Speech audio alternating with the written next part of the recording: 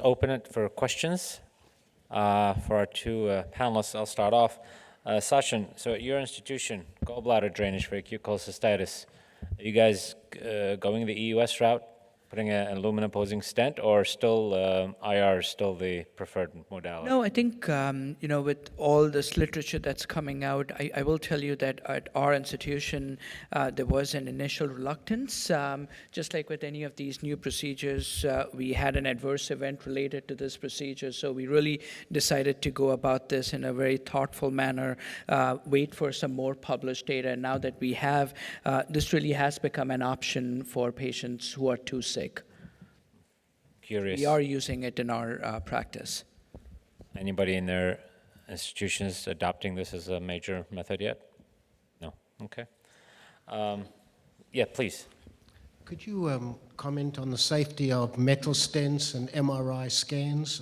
One of our radiologists expressed a concern about the heating up of the metal stent, depending on how long the MRI is performed. You're talking about biliary stents, right? These are MR compatible. So I think most of these stents, if you look at the insert packages, they should state that they are MR compatible. We've not had any issue from any of our radiologists about our biliary stents. We've had some issues where people questioned when we placed hemoclips. So these two are MR compatible. So it's become our standard practice now. Whenever we deploy these stents, we write the sentence in there that these are MR compatible hemoclips or biliary stents. I think that what's interesting that we don't usually get asked about the heat though.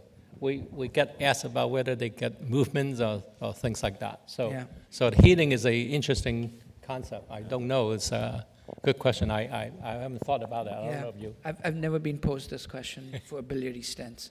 Please. In terms of the radiation dosage relating to the patient position, prone versus left side, how about supine? I presume it's the same like prone? I would presume so. I thought about that too, but I didn't ask that question. But around the world, I would say only a minority of people using the supine. When they do supine, almost always get intubated for the procedure for aspiration risk. So, but that's not for the radiation-related issue. Thanks. Okay, any more questions? Okay, well, thank you both.